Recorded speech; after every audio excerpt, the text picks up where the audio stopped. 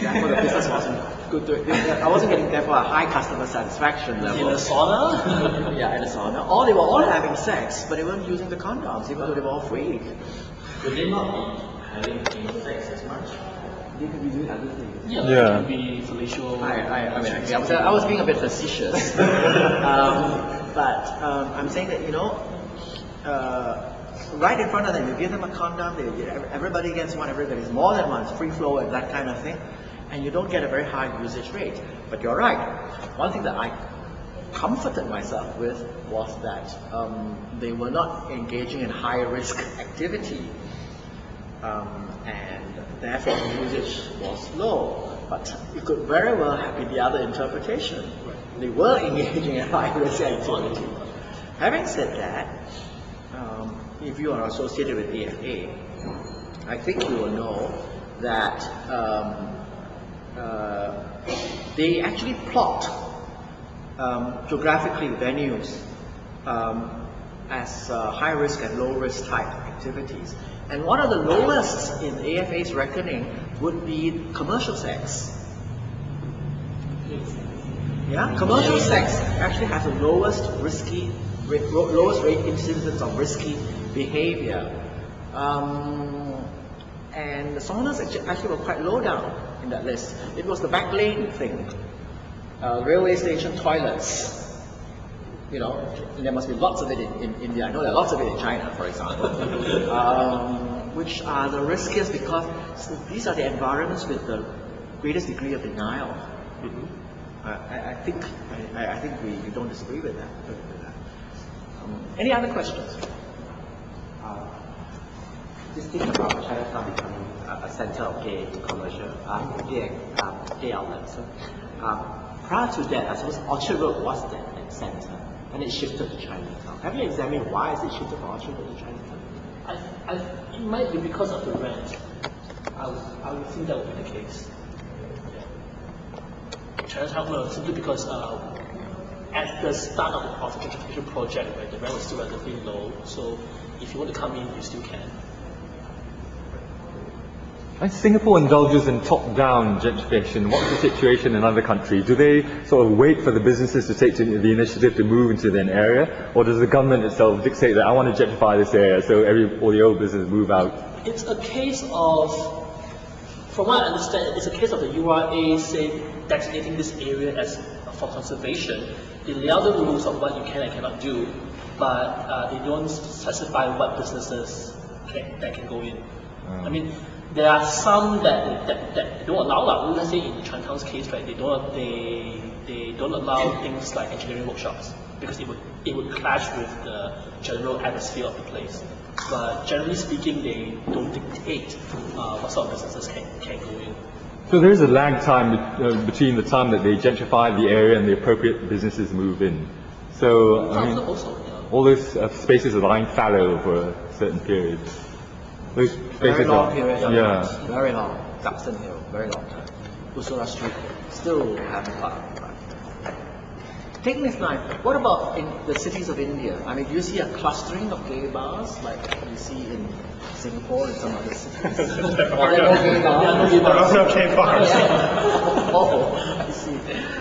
Yeah, no bars, no bathhouses, nothing like that. But they do all these guys organize parties, don't they? I read about it on Gay Bombay. Right, and they'll usually be either at somebody's house, at somebody's house, or they'll rent a restaurant for the evening, that type of thing.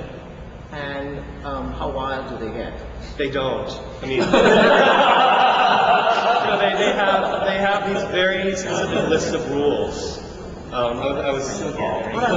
Some rules, for example. Oh, well, no hanky-panky as they call it. Okay. No dancing. Okay. For all of Bombay, no dancing. just in these places. Just the anti parties. No, really. They ban all those dancing girls' bars, right? Oh yeah. But no dancing, no hanky-panky. The windows are usually covered. Why are the windows covered? So no one can see in. But when it's a private house. They want to So make sure. what's the point of covering the windows if there's no hanky-panky? And they're not doing anything. They're not doing anything. I don't know. Just in case. And then It's a closet. It's a big closet. What I find the most interesting rule is that especially when it's held at a restaurant or a private club, is they will ask everybody specifically, please do not hang outside the front door once you leave. Like, keep going. Don't make a crowd. We don't want to have too many of us, out there. Dress codes, things like that? No. No.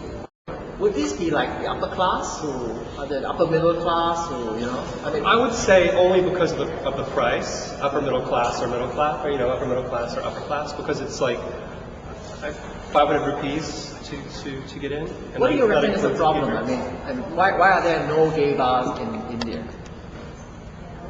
10 years ago, China had gay bars. 15 years ago, China had gay bars.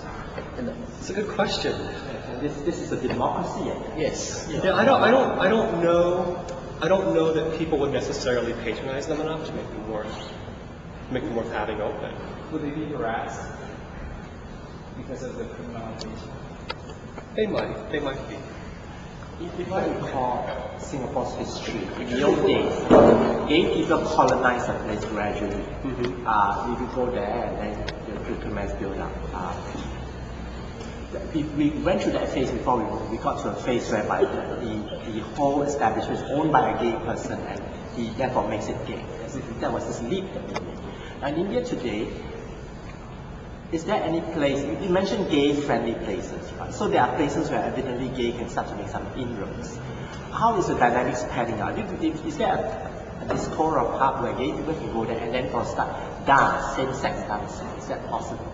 And they will not be thrown out. Well, I know for a fact in Hyderabad you cannot do same-sex dancing, even in the biggest. There's a few places that are like 1,000 rupees to get in, which is like $20, and 20 US, and and so it's very few people to begin with, right? But then very few people can afford that. But then once you get in.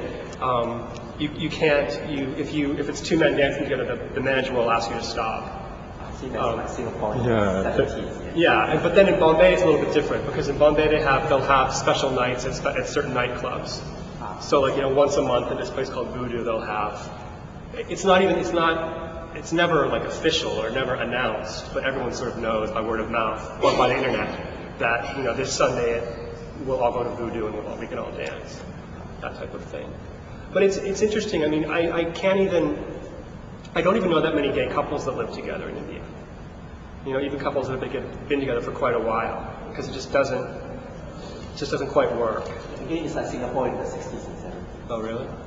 Okay. We all went through that. I was in a relationship for much of that time, and I was out of the scene for many years. Generally, Yeah, I mean, even when you talk about having parties at private houses, that's like, we did it about 10 years ago, just when the internet was coming out. Okay. And we had, most of the time we ever meet was in parties in private houses, and we had curtains drawn up and stuff like that. That's exactly what happened like almost 10 to 15 years ago in Singapore. Yeah. Yeah, but I mean, homosexuality in India is really frowned upon socially, by the majority of the people. And if you just look at some of these, if you look at 5-7 years ago when the movie Fire came out, about the two women, and they were burning movie theaters, and I mean that's What sort about of the how. latest movie, My Brother Nikhil? How has that been received? Well, not received, or hasn't been shown much. Right, it's been. I think it's a hit actually, and I think it's been pretty well received. There was one maybe 2 summers ago called Girlfriends. It was just horrible, but it was. But yeah, I think it did break some new ground. Now that you mentioned it, what about the lesbian scene? I mean, have you been following it or not following it? Or what I'm not following it much, but there's some. In the larger cities, there's women's cooperatives, that type of thing. And again, it's sort of the way gay rights are sort of housed within the HIV prevention frame is lesbian rights are framed within like the women's rights movement. Yeah, the feminist movement. So it's sort of all part of that bigger framework. One thing I do notice, Sorry, you're saying that it's frowned upon if two guys dance together in India. Am I correct? Yeah.